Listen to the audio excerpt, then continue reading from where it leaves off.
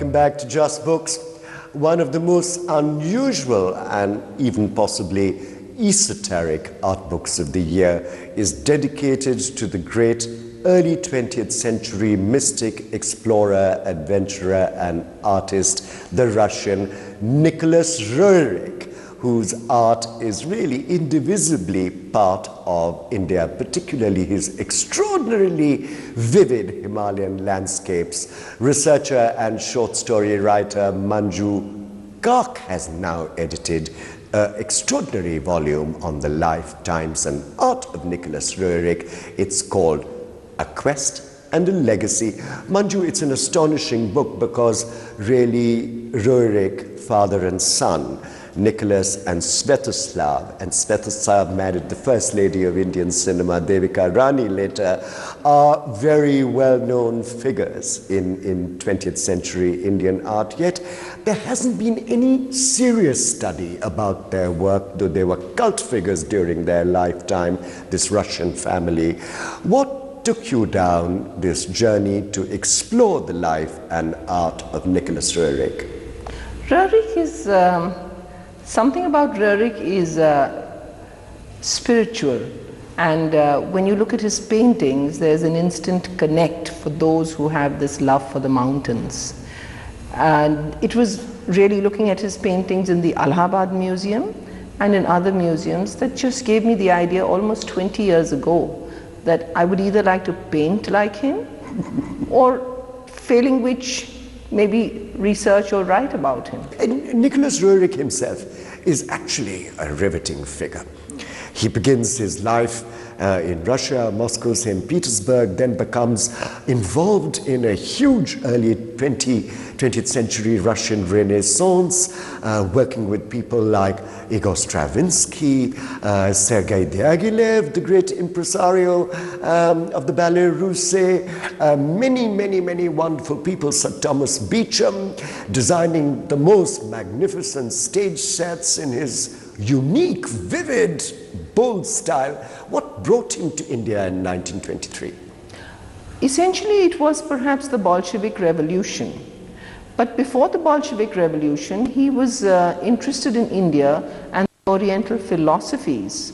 And he had been delving in that. His wife, Helena, had been translating Madame Blavatsky's The Secret Doctrine. They were both interested in Buddhism, and they both conceived of a vast sort of Buddhist empire, a Tsarist Buddhist empire that would be located somewhere between Siberia and Mongolia. So there was this essential Buddhist avatar within him that was struggling to get out. And the Bolshevik Revolution kind of moved him away from Tsarist Russia to look for other places. Right. So, I mean, what's fascinating is that, as you mentioned, Madame Blavatsky, Alexandra David Neal, all very unique figures thrown up in the West in search of kind of Oriental spiritual exploration, and then they also become involved with people like Rabindranath Tagore, with sort of key Renaissance figures of 20th century India. But in the Roerich case, what's riveting is also his role as an explorer. Here is this man in the thick of the great game in the early 20th century, is exploring inner Mongolia, the Gobi Desert, deep into the recesses of Chinese Turkestan. What was this combination of explorer, artist, and spiritualist? He was actually looking for the ethnogenesis of peoples and cultures, which is what he was interested in. And he felt that there were some common roots, especially roots that Western contemporary Russia, which was always looking to Paris, to London for their cultural indices, had ignored. And it was finding these roots that took him onto these absolutely astonishing journeys. In that, he was also looking for what we later know as Shambhala, which is the legendary Shangri-La that was written about in Lost Horizons. Which was more spiritual quest rather than actually a kind of James Hilton physical landscape. Yes, I think he'd also studied the Kal Chakra doctrines, in which there's more discussion on Shambhala in its physical sense. And he was absolutely convinced that it did exist. And he went looking for this legendary white waters, or what we call Meru, or the land of the spiritual. And it took him, it was like a magnet attracting him. And that is quite natural in an artist, because an artist always looks for the inner in the outer. So he looks for those physical, geographical spaces that actually his soul is questing for. And he demonstrates it in his paintings, but also in the way he travels. Right, that's very vividly put. It's very interestingly put, the inner journey. And that comes through very beautifully in your compendium on Nicholas Roerich, his quest and legacy. But what is unique, of course, is the actual vivid manifestation of this huge corpus of artwork that he left behind. 7,000 artworks. And they are really bewitching.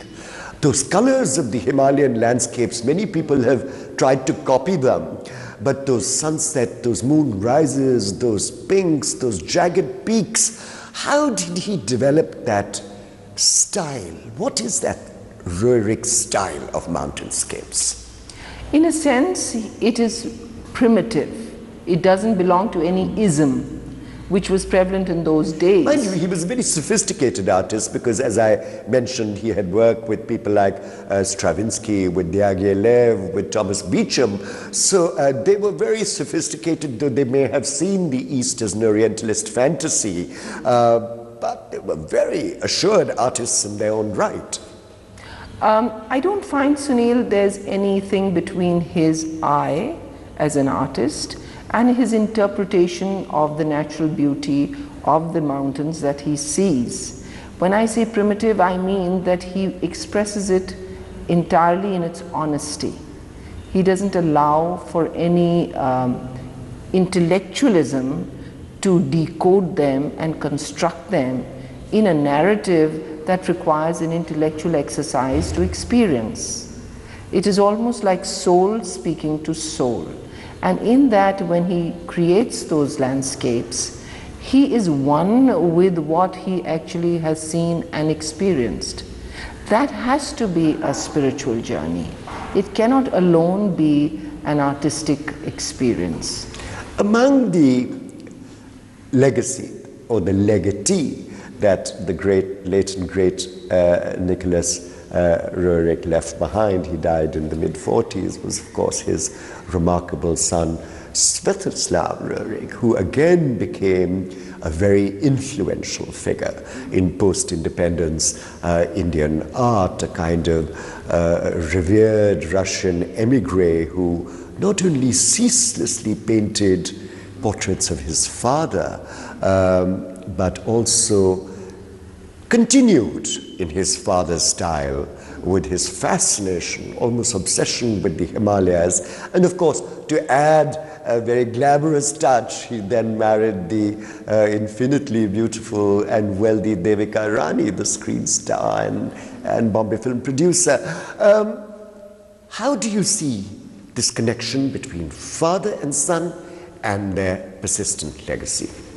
The father's was a much more immediate concern and interest in the vast barren spaces. And despite the fact that there were mountains, you find that it is really the barrenness of those landscapes, peopled with spiritual figures, hierarchs, monks, lamas, that are the central pieces of his paintings.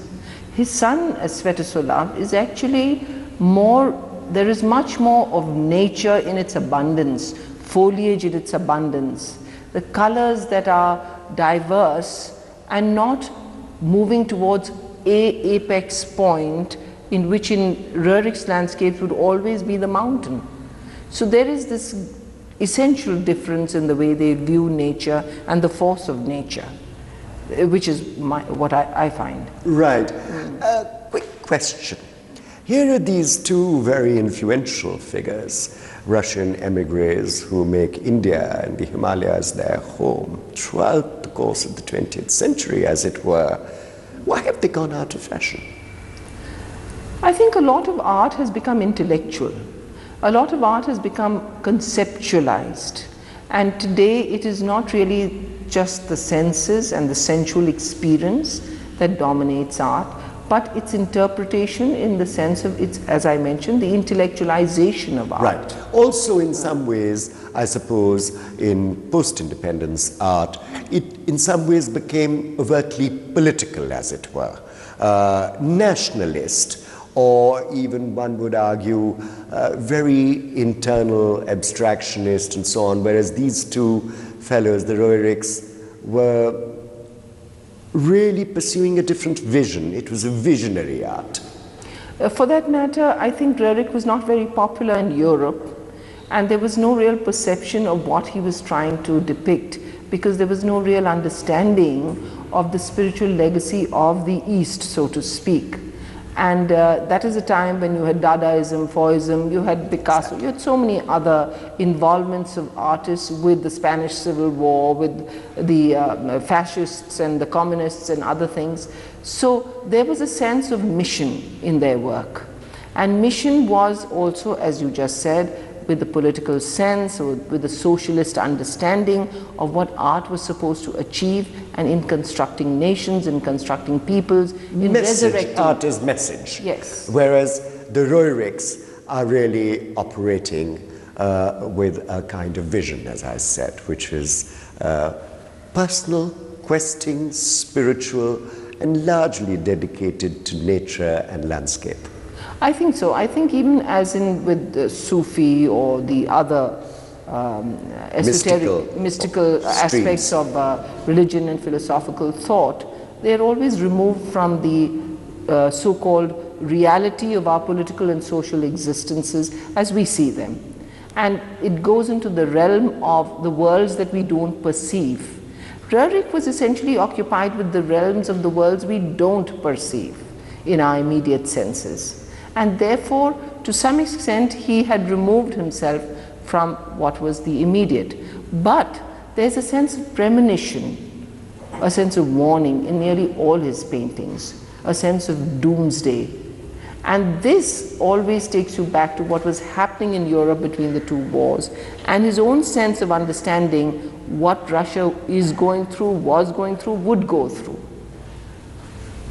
So, though it was not directly alluding to what was happening in Russia, and therefore was not... Or indeed in India. Or in India, and therefore was not directly connected with those nationalists or fascist or communist movements, there was the sense of the world in a crucible about to explode, and something would emerge from it that was whole and more larger and more significant. Well, it's absolutely fascinating what you've done in resurrecting the artistic, spiritual and Himalayan odyssey of the Roerichs, father and son. And thank you for putting it together in a quest and a legacy, because yours has been a unique quest in search of this artist's family. Manju Kak, all the best for your book, and thank you so much for talking to us about it. Thank you. That's all for now, but I'll be back next weekend with another edition of Just Books. Until then, from all of us here at NDTV,